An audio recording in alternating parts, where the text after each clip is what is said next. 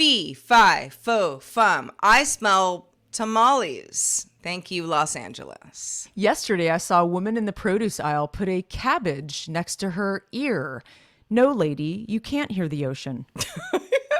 I will say that I squeeze every single onion in that produce section before buying because you have to choose the right onion, Heather. I'm not crazy. You're crazy. Okay, Sarah. When people tell me that today is the first day of the rest of your life, I tell them, no, it's tomorrow.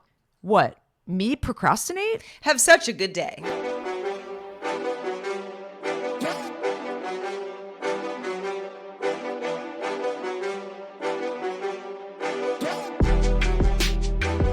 Hello, world. Welcome back to Have Such a Good Day, episode 244. The show that unpacks the absurdity of everyday life for your entertainment. I don't know why my voice went so high-pitched there, but there you have I do that all the time. Yeah. We want you to have such a good day. That's what we want. Yep. That is the point of the show. We want ourselves to have such a good day. We want you to have that as well. Just a lot of harmony. At the end of the day, really, and I know that's one of your favorite expressions, Sarah. I mean, really, if we could just have such a good day every day, wouldn't everything just be so great? Yeah, we would have figured out like the answer to life. Yeah, the answer to life is, eye of the beholder, of course, and I don't know. I've been looking for that answer for quite some time, and I think the only thing that I know is that it's all different for different people.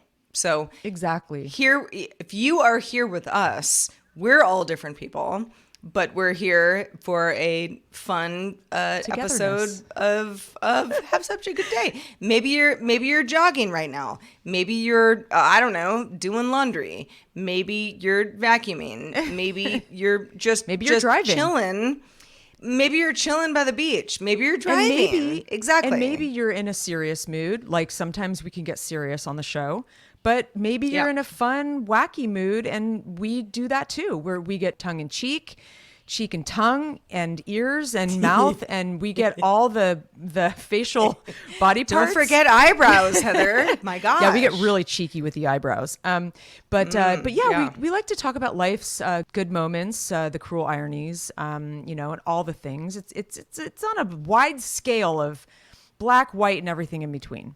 How's everybody doing out there? Are you staying cool? Yeah. You sweating balls? Oh, man. I have to say, I'm going to brag a little bit because the climate up here is just parfait. That's perfect in French. It's like high 60s, mid 70s. It's beautiful. There's a little breeze. So everyone else out there in California who is going through a heat wave, come on up. It's kind of like the perfect weather here right now. And I don't always say that. Quite a few folks in Southern California where I am, but across the world, also going through heat waves. And I always try to like preface my complaining by saying I know it could be worse. Yeah, I do. It always can be.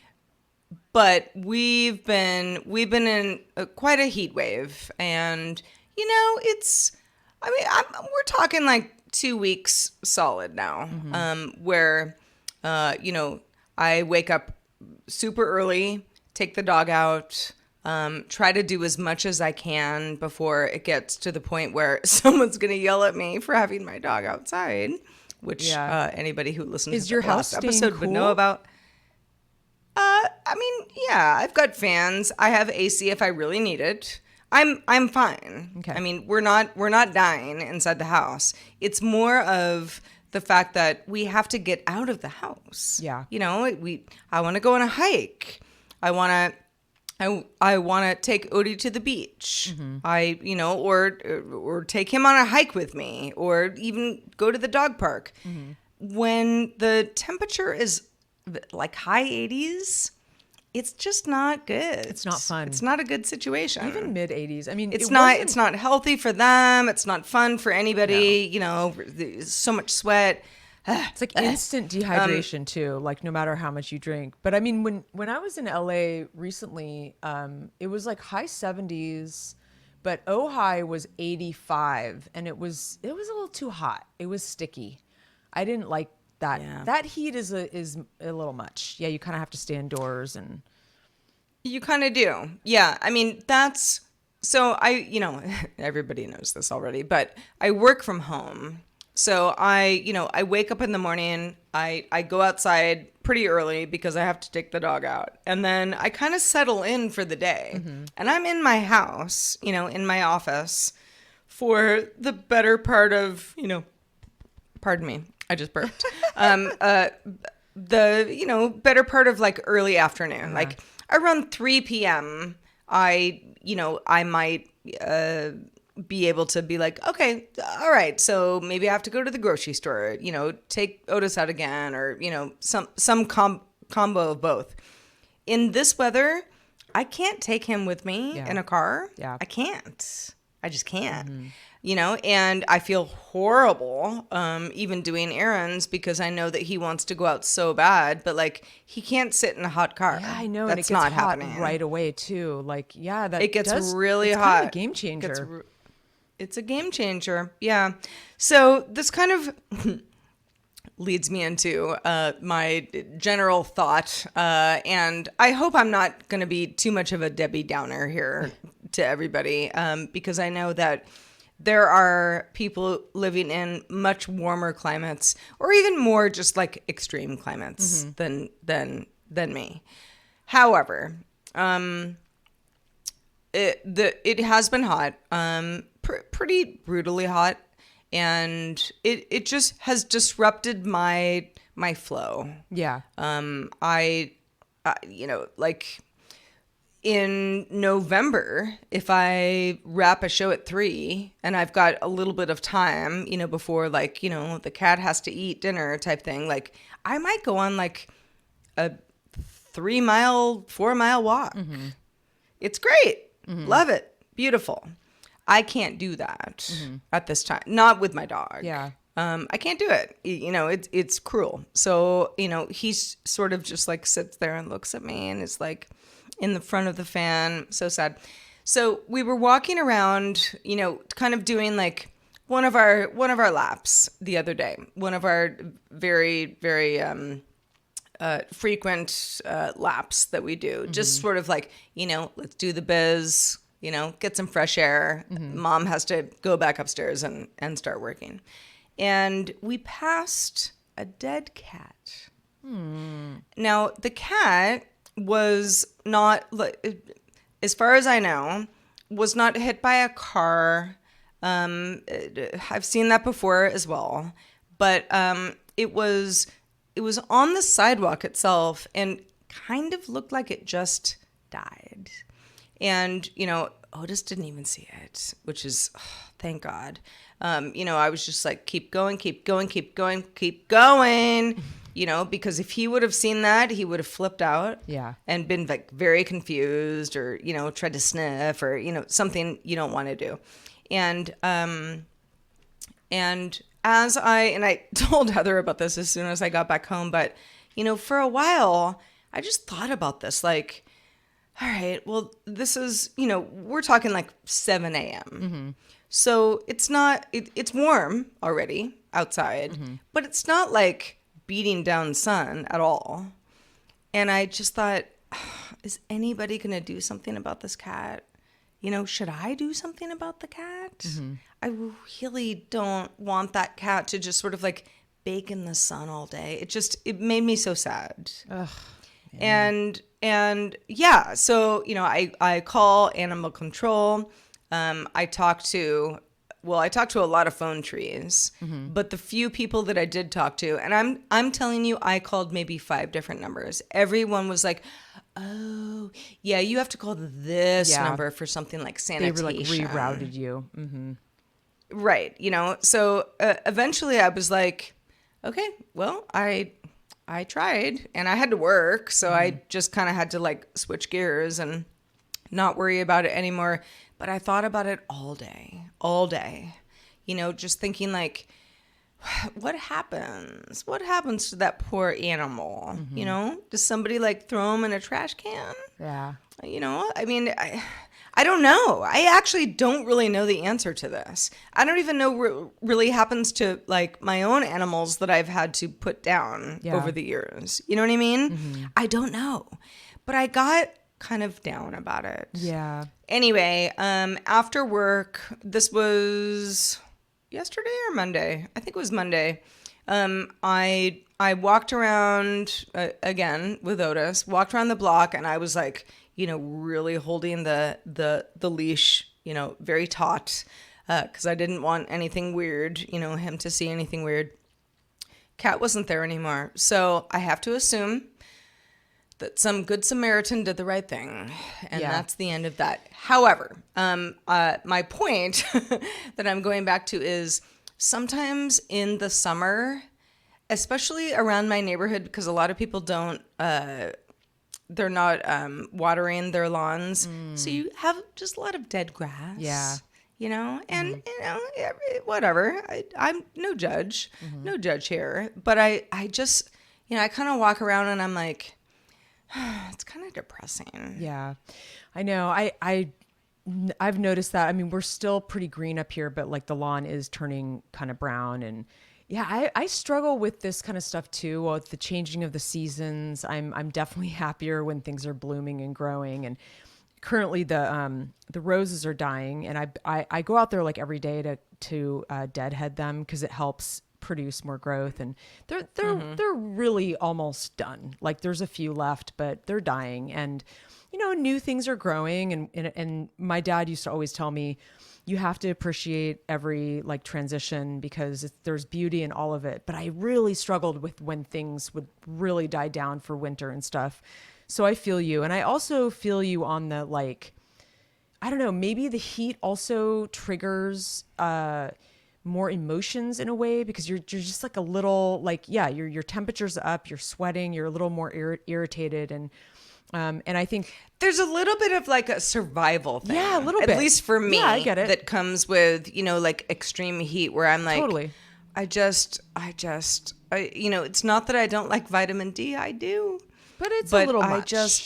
Like sometimes you just, you're sort of like walking down the street, like sweating. Yeah. And like, is this fun? Yeah. No, not for me. I didn't love that. Like I was okay when I was in LA because I feel like the 2 short days I was there, it was like high 70s. But Ojai, I was uncomfortable. It was like 85, maybe a little more. But I don't know. When it gets past like 80 for me, that's like past the comfort zone. So yeah, you have to get up really early to go for a walk. And so I was going to say also with the dead animal thing, because I came across a dead squirrel like on my hike last week. And I think, there are a lot of animal services. I know there's a lot up here that I've talked to because I once came across like a sick like sea lion on the beach, and I got the run around too. You had to call this place, and then they shot you over to this place and punted over there. And but I know that there's these places that really try to collect as much as they can, but like anything in life, these systems are kind of broken, and there's only so many humans, and unfortunately, I don't know where some of these animals go, and it's very sad. And I have days where I can't shake the sadness for suffering animals. We recently had, actually, it was like the morning of, or the day of the new season of The Bear. And I know, Sarah, you and I were chatting on the back channel about this. But we've been having loving actual bears. Yeah, like we've had bears, black bears, come to our property. In fact, while I was away, I mean, I would die for that. Yeah, I would die. No, for I know. that. It's like meaning you would want to like try to cuddle them. Indeed. Yeah. I know. I feel like Otis would be like, "Hello, bear. Please come inside. Yeah. My name Have is a cup Otis. of This tea." is my mom." And Ralphie the cat also. Like I want a bear. Let's have a tea party. I want a bear. I in know. my I want a life. bear too. You know, it's funny. You and I have said the same exact thing to my boyfriend and my neighbor. In fact, the bear usually comes to my neighbor's house because we're in the back of the driveway. We're all the way down a dirt driveway. A bear last week came to our one of our cabin, like the shed where the garbage is, and kind of broke open the door. But most of the time he hangs out in the front of like my neighbor's house, which is in the front of the driveway. And he literally was sitting by the lawnmower. There's a picture. It's very cute. I should throw it in the Discord. But it looked kind of like, hey guys, can I mow the lawn? Like he was just chilling. He was totally chilling. I've seen a couple of photos. I mean, like I understand that bears are, I know, dangerous. wild animals and, this, that, and the other. But I truly, if I saw that, I'd be like, hello, Yeah, you're Mr. like, Bear. come here, like- what would you like for lunch? Yeah, like how you do with a kitty. Like if you see like a little stray kitty, you're like, come here, kitty, kitty. And you kind of put your hand down and you make noises. You go, like I'd probably do that to the bear. And I've told my boyfriend that, and he's like, are you crazy? Do you know? And I'm like, I know that they're dangerous. I know. But the thing is that all they want is to eat food. I know. It's like, I just want to give them something. It's like the bears attacking humans thing is, I know that has happened, but I feel like it's more that the they're bear more scared doesn't of have us, its I own. think, too.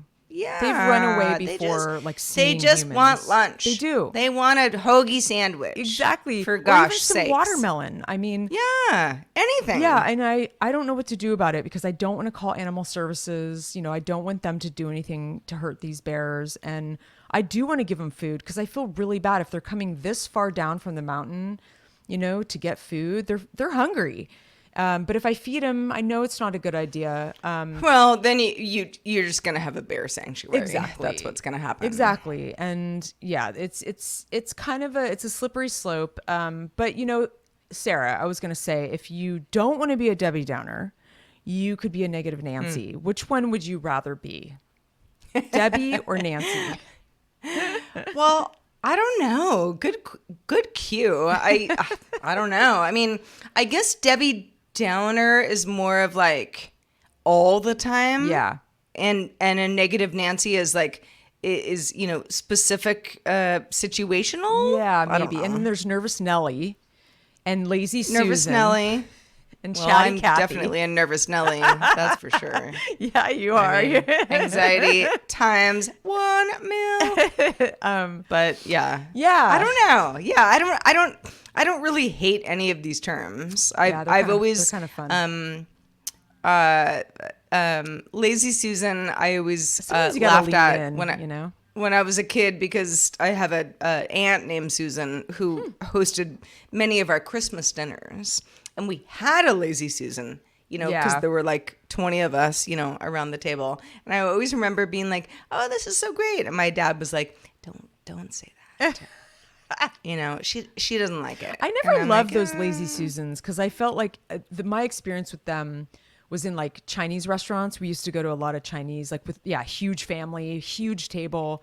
Yeah, and you spin it around like a dim sum type thing. Yeah. You got a Lazy Susan every time. Yeah, and there was like sauce all over it. I don't know. It's a little messy, but speaking of messy, the re-entry of myself this week into the realm of reality was a little painful. I went on this road trip. It was a total whirlwind, and I came back. I mean, Heather, you put in some miles. No kidding. And I felt so bad for my really did. car. I was like, I kind of anthropomorphized my car. I was like, I'm sorry, buddy. We're almost home. It was a lot. I mean, look, I know that I get ambitious and I can put together some ambitious itineraries. I've done it before. I will do it again. But I always learn a lesson, but then I forget it for the next trip and then I pack it in. But look, I have a lot of friends in California, up and down, all around, right and left. And I have a lot of family also. I had to blaze past a lot of people. A lot of people were like, oh, I heard you were here. And I literally couldn't do... blaze past in the sense of not seeing Yes. them. Like I went through the Bay Area and several of my family members were like, oh, it's like I went to one family reunion of my other family. This is my step family. That was the big sort of main thing I wanted to do. And that's why I drove my car, because they live in the Santa Cruz Mountains and it's hard to get there from here unless you drive. And so that was the big focus. And then I wanted to move the needle on some of the things that I've been talking about on the show ad nauseum lately. And that is trying to figure out do I live elsewhere? I went and checked out a bunch of places in California that I've been, like curious about. And I really do think I moved the needle. I think I figured out a place that I thought I might want to live. I don't want to live anymore. And I think I mentioned that in last week's episode, and that was Ojai, which is a little desert spot like north of LA. But a lot of these North of Santa Barbara, yeah, basically. And basically Santa Barbara. And for anybody who wants to look it up on a map, beautiful place. Ojai with a J. But yeah, it is a beautiful place. It's very hot. It's very desert, and it is beautiful. But yeah, you can't buy fire insurance if you buy property there. It's pretty much impossible. And yeah, so I went over to some other places. There was this really cute little town called Los Olivos, but it is just like completely, I mean, the real estate is out of this world. I mean, people, yeah, it's a very fancy little town. I didn't realize how fancy it was until I drove through. I don't remember it being fancy at all. Yeah, it's pretty fancy. I mean, real estate's I guess pretty things fancy may there. have changed. Yeah, I think since the last time I went wine tasting in the region. Exactly. And it's a very cute town, very like storybook. But yeah, I went through San Francisco, kind of got like a little like kind of 36 hours there with a friend of mine. Kind of got a little feel for that again. Very different. Spent some time in Santa Cruz and Los Gatos. Ojai, as I said, I was in LA for 2 days. Did you ride the Giant Dipper? No, we didn't go to the boardwalk. I did stay near the boardwalk, but I was only there for one night. I was packing the car and unpacking the car a lot. I mean, I'm kind of kidding to you because I know that you I used had to ride other the, fish the to Giant fry. Dipper, but But I mean, the Giant Dipper is like my favorite. I love it thing too. ever. In fact, I used to just ride it over and over and over, like 10 times in a row. We'll have Over to do and over that. and over. You know what? That would be a fun thing to do and get some video of you and me, Sarah, at the Giant Dipper in Santa Cruz. You know One of these what? days. We should do that. It'd be fun. We really should. fun. I mean, I couldn't even tell you the last time I was on it. It was Same. probably in like 2008. You're gonna feel bigger. Like it feels smaller. Like it's interesting. Because I did go on it maybe like 5 years ago, and I remember being like, "Oh, I feel bigger." Like it seemed bigger to me because I was smaller when I rode it. So for anybody who is just like, what are you even talking about? So the Santa Cruz, a town, a city, small city in California, has a boardwalk that has, Roller coasters. a bunch of rides. Yeah, exactly. Like just roller coasters and arcade games. And, it's just like, it's a fun summer thing that a lot of people enjoy. And one of the things in the boardwalk is a roller coaster, and it's old school. It's like wooden. old And wooden. it's painted red and white. Yeah, and just like very powerful, but like it's not really scary. It has a couple. It's just loops, like, or no, maybe not loops. just- it has just those curves. And like a nothing dip. upside down No. or anything like that. No. It's more of it's just an old school roller coaster. great. It's the best one, and I love roller coasters. I do too. There has never been a better roller coaster than the Giant Dipper. But yeah, it's I can see it just kind of, being like, yeah, I mean, is it as cool as It's I very thought it nostalgic. was when I was 7 years old? Also, the I don't log know. ride was a big one. Like that. Oh, the that was log very ride. nostalgic Oh. for me. Well, I mean, there's also the log ride is also like, there was a time in my life where I'm like, get me as wet as possible. It's so fun. Yeah. And now I'm like, I don't want to do that. Boy, do things change. But we also spent a little time in Carmel, which that's sort of my sister's like dream place to live. I find it very cute. I don't think it's my dream place because it's a bit touristy. It's a bit too A little storybook. octogenarian. It is. It is. That's Which a good is, word. I don't, yeah, I mean, who cares? But like, yeah, you're going to hang out with a lot of retired people. Very much so. And it's very like all the like houses in the architecture is very like garden gnome lives here. And it's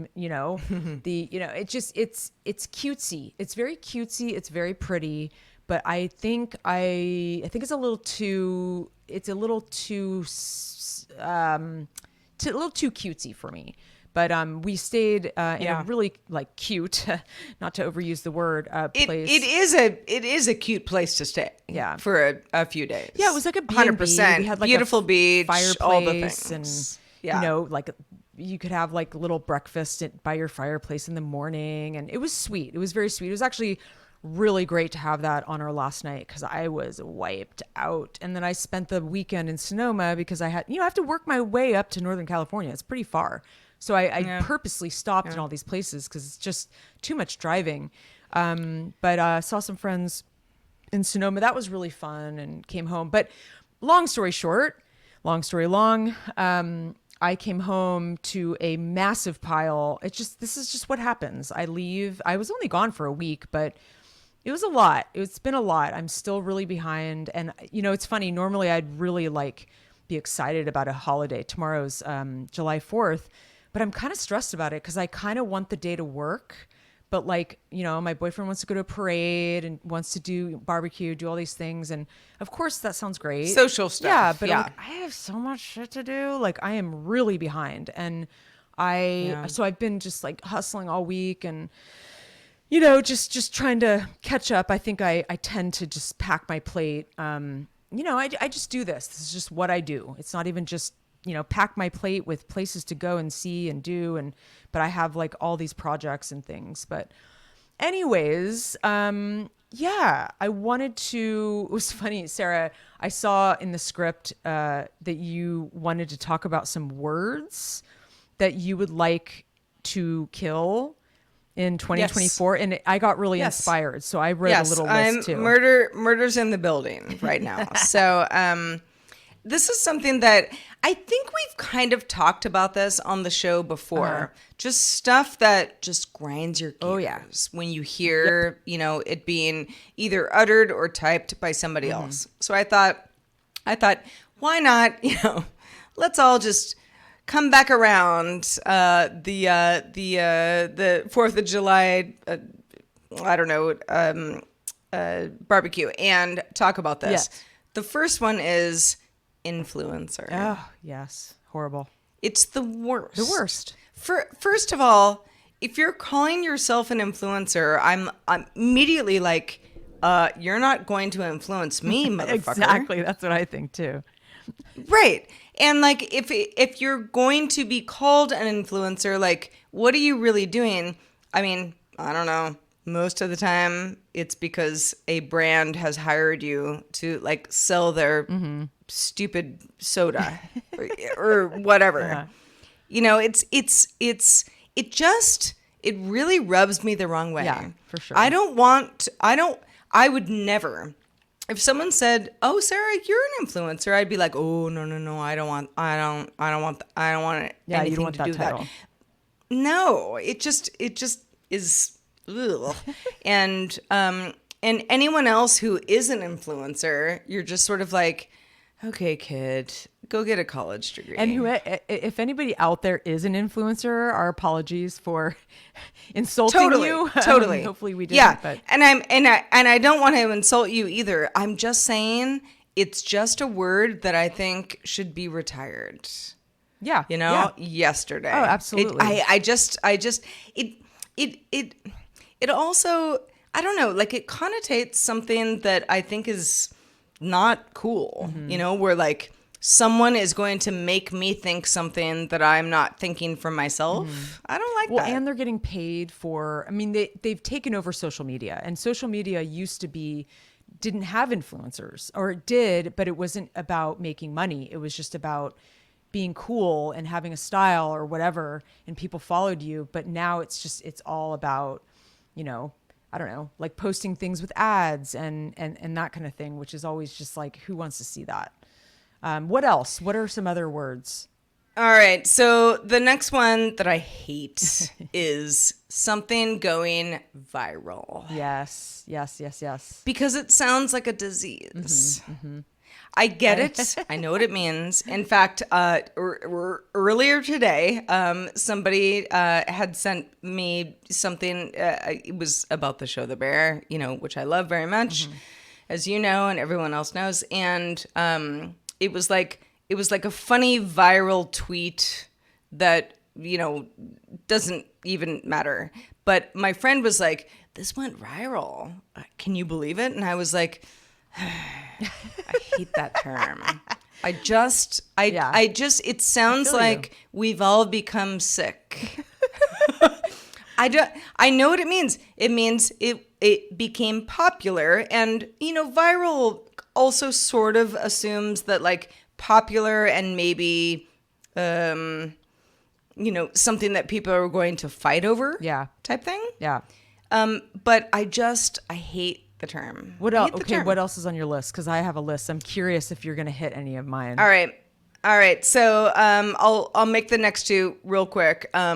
Having something get more eyeballs. Yeah, I don't like that insane. either. Yeah.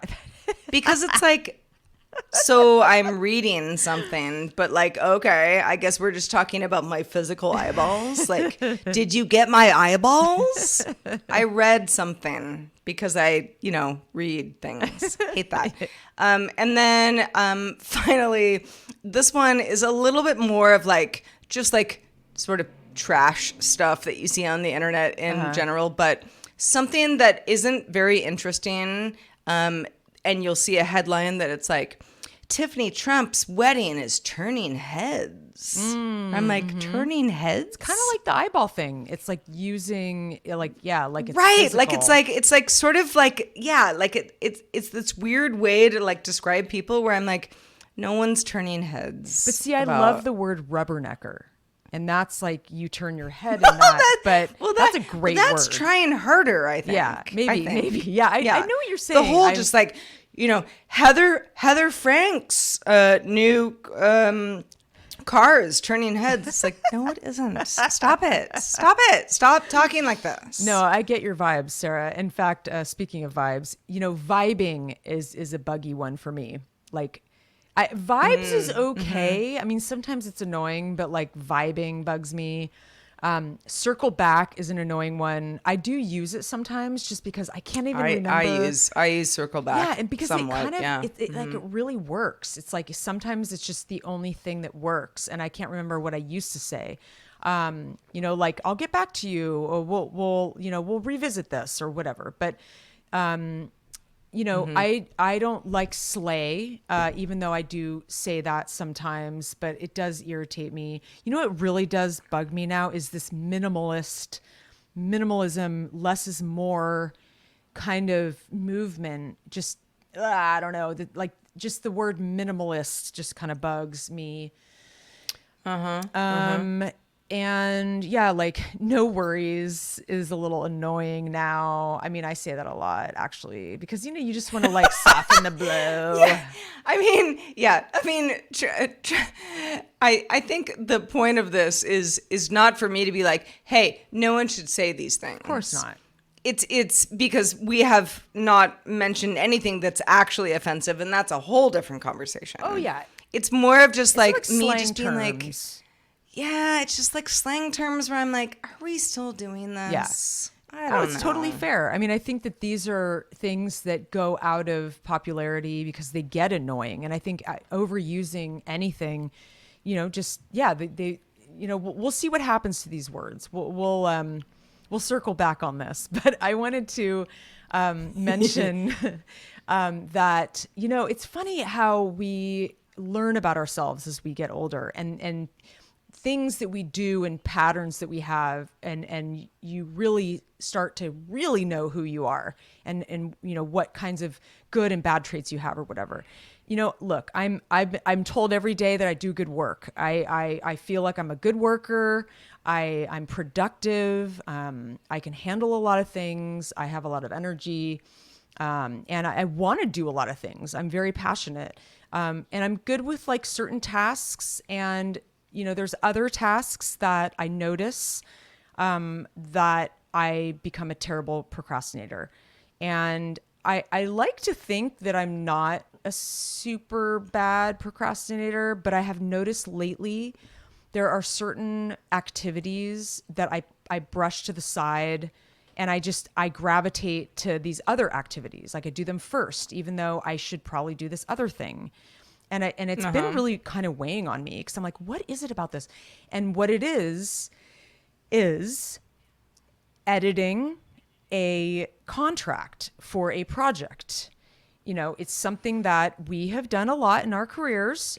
Being a producer, you often have to do deal points for, let's say, an on-camera talent, or, you know, an actor, or a writer or a producer. I mean, it could be anything. And, you know, you take a template. It's not like I'm writing it from scratch, okay? You know, you get a template.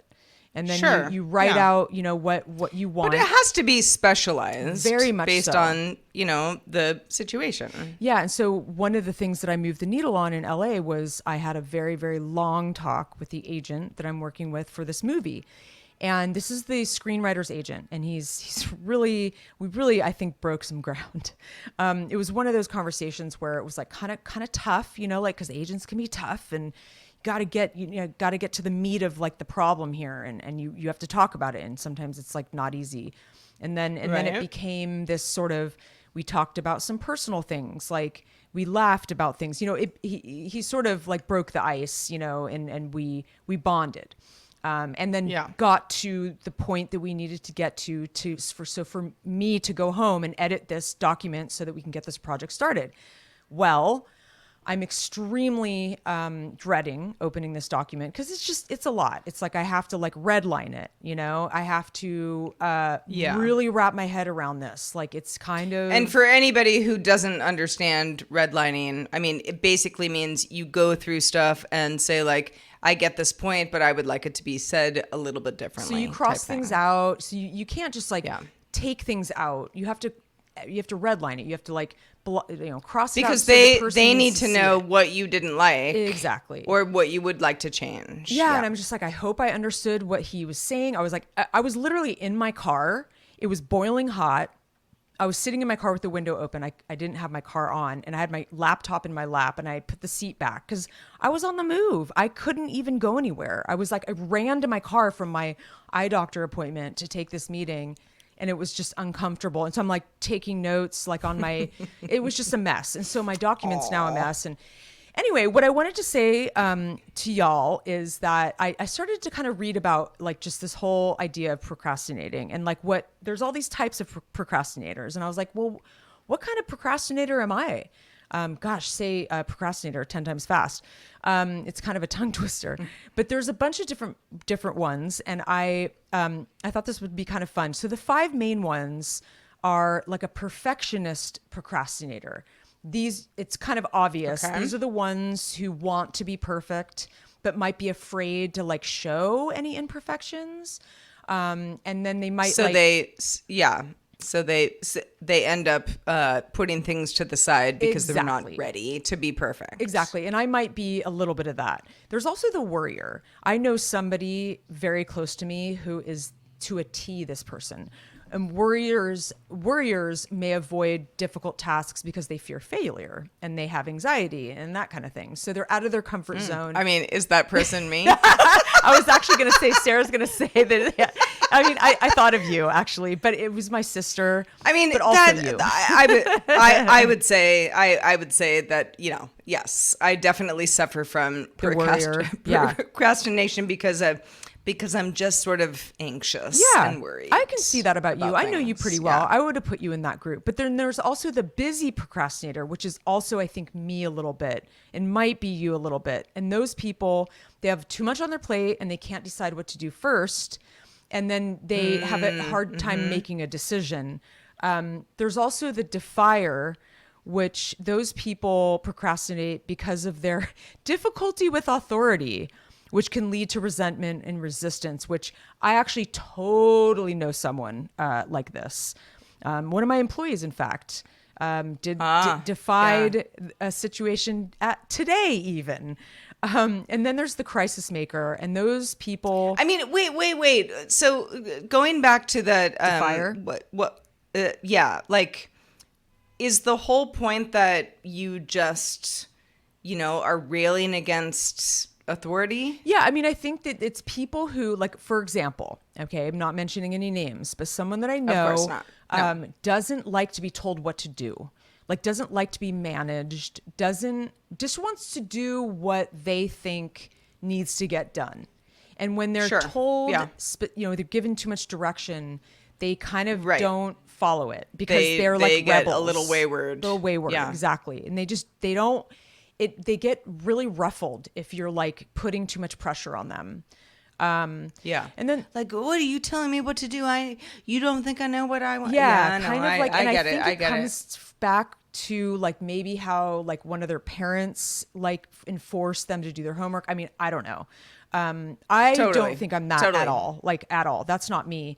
I would say I'm a mix of the like busy and the perfectionist. I don't really think I'm a worrier as much as like you and my sister.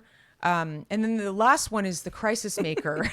Who may procrastinate because they enjoy living on the edge and only feel motivated at the last minute, which I think I'm a little bit of that because when I have a fire, when I see a lot of my business and what I do in my life now for work, I have to put a fire under myself. I have to create a deadline. I have to schedule things so that I get stuff done. Because if not, I have no Right. guide. I have like no one to tell me. I'm my own boss. So that can be really hard sometimes. And when I have a fire under me, it's where it's like, okay, I have a call with so-and-so in 2 days. So I got to get this done for that call in 2 days. And that's kind of how I keep myself in check. Apparently there's a lot of other types of procrastinators. There's like a thrill seeker. There's like a fuss pot, an indecisive perfectionist. Oh my God. Anyway, I'm not going to get Thrill-seeking into procrastination sounds like my absolute worst nightmare. The overbooker. But again, everybody's different.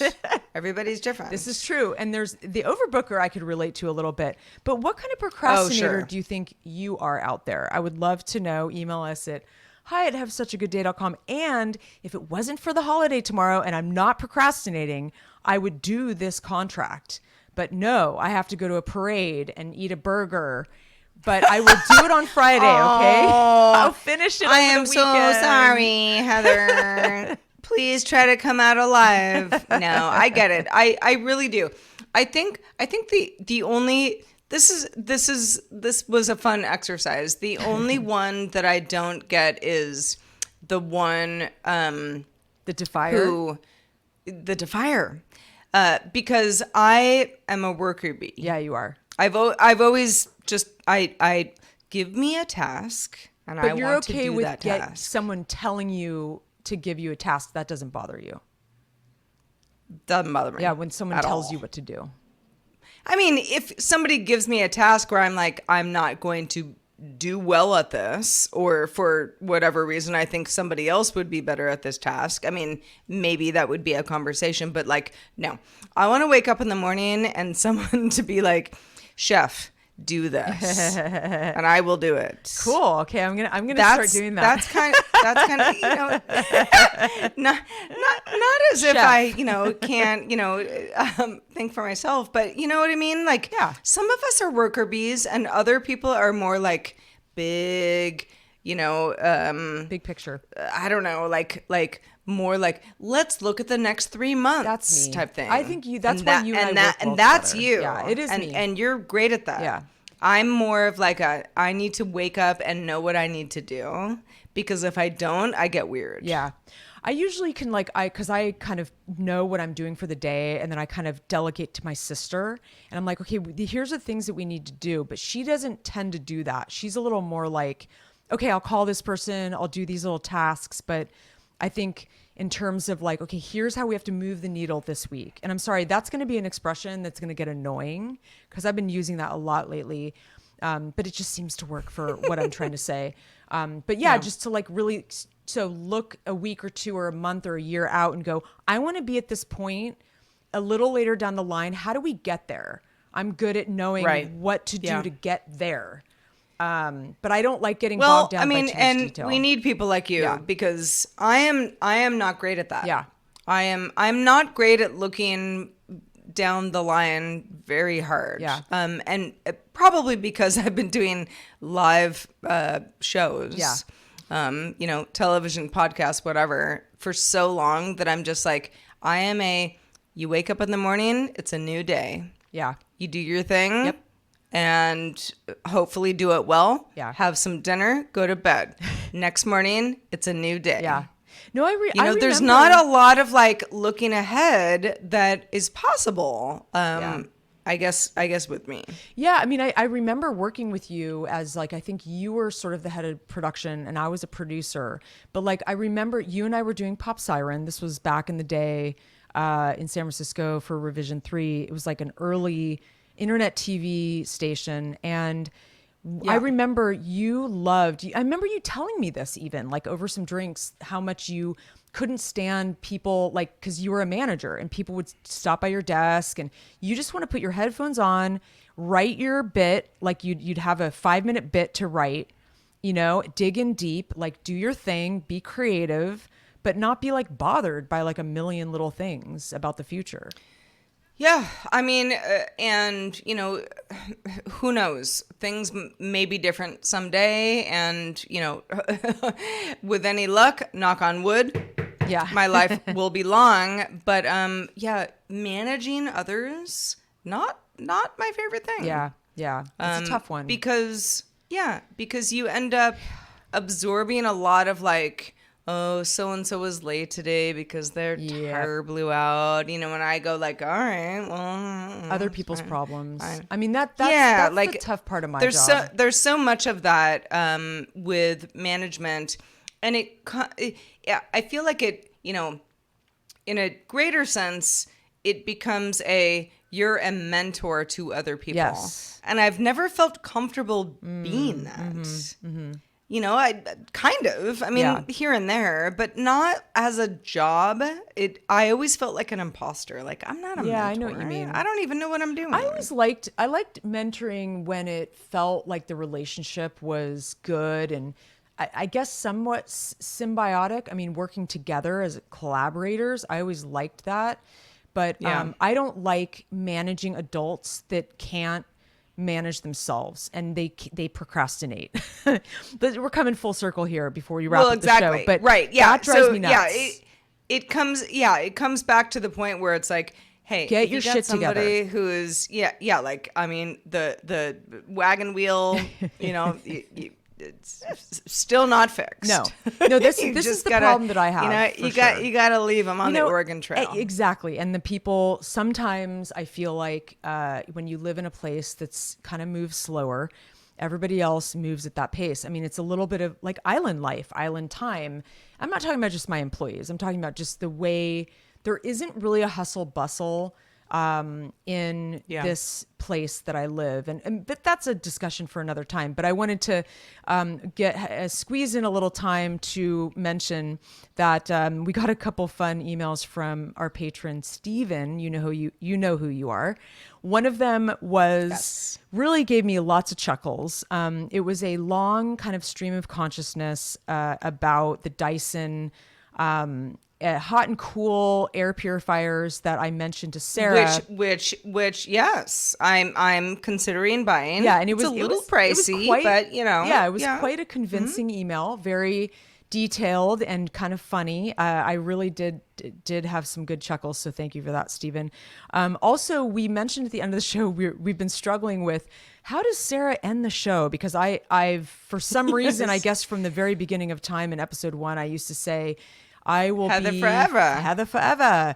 And it just kind of worked. And then Sarah always... I say it like every so often. I'm always like, it doesn't work. Nothing works. Like, what do you rhyme with Sarah? So he wrote in, he was very creative. I have to hand it to him. He Steven, kudos to you. Okay, Heather, go. And so basically he said, and I'll be Sarah, the animal carer, which is cute. Kara. Sarah, Kara. And I'll be Sarah, making life just a little bit fairer. Or the extra cocky version, which has to be said in the style of an EA Sports sting. Sarah, you might have to do this one because I don't know what an EA Sports sting sounds like. I don't either. And I'll be Sarah Lane to your game. Yeah. Or I'll be Sarah Lane with more absurdity to put in this frame. And then even though it's audio, he said, you would have a framed image behind you, a new AI generated emoji that's pretty much sums your week, could post it to the various socials afterward. Anyway, very creative. Okay. Thank you for writing adorable. It really is. It really is. We don't currently, we used to do the show as a video podcast. We haven't in a while.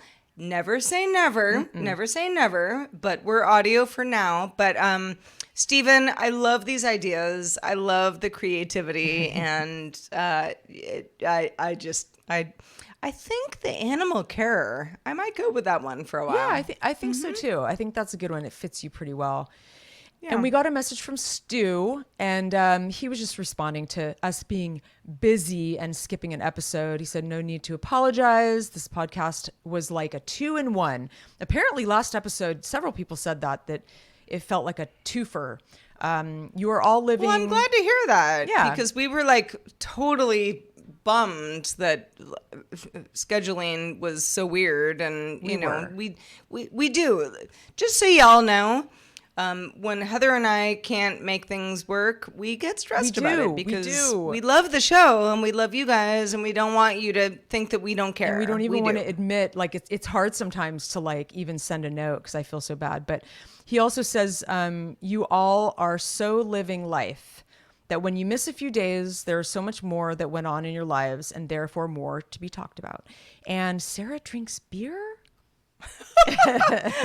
Oh, Stu, I probably drink beer like once every couple of months. Gosh, I don't even I'm think not I much drink of a beer beer person anymore. Me neither, but I used to be such a beer person. You were. I remember you were such a beer person. Oh, I mean, I would, it's like something hoppy. It's like Raiders of the Lost Ark. Like, I will drink you under the table. And you did. Don't you worry. Oh, you did. Yeah, but no, I don't drink beer. I will say I sometimes do if I go out somewhere. I'm like, oh, it's a new place. We're getting pizza, and like I'll have a beer. All right, kind of thing. But like otherwise, no. Sarah, I think this could be maybe a good thing that you could try again. Because when I was in Ojai recently, it was boiling hot. I was very sweaty and hot, overheated, all the things. And we went to get sushi. And I got an Asahi, which is a dry Japanese beer. And boy, was it the most quenching. I don't drink beer either. Oh, never. I like Asahi. I love a Japanese dry beer. And it was so quenching. It was like more quenching than water because it was frothy. It was so good and so cold. And seriously, like that was such a moment for me because I had forgotten how much I love a cold beer for like the right moment. So when you have a hot day down there, maybe you should pick up a 6-pack of Sapporo or something. Just have in the refrigerator. Oh boy. Yeah. Seriously, maybe. I'm not kidding. It is like kind of a treat. Yeah. You should try it. Maybe. Yeah. All right. Fine. You don't know what you're missing until you try it again. Like it's a funny thing like that where like something you used to love. But yeah, maybe on one of those hot days when you're getting all negative, you can crack open a beer and change your attitude. On that note, exactly.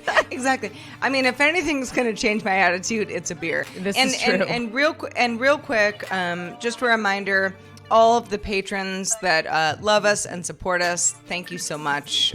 We couldn't do it without you. If you're interested in becoming a direct supporter of the show, go to patreon.com/havesuchagoodday. Find out more about how you can directly support us, and we thank you in advance. Yes, we thank you mille fois, million times over. And so next week we'll be back with a whole bunch of new fun stories and things to talk about. But until then, I will remain Heather forever. And I will be Sarah, the animal carer. Ooh, have such a good day. See? It worked out. Have such a good day. Bye. Ciao, ciao.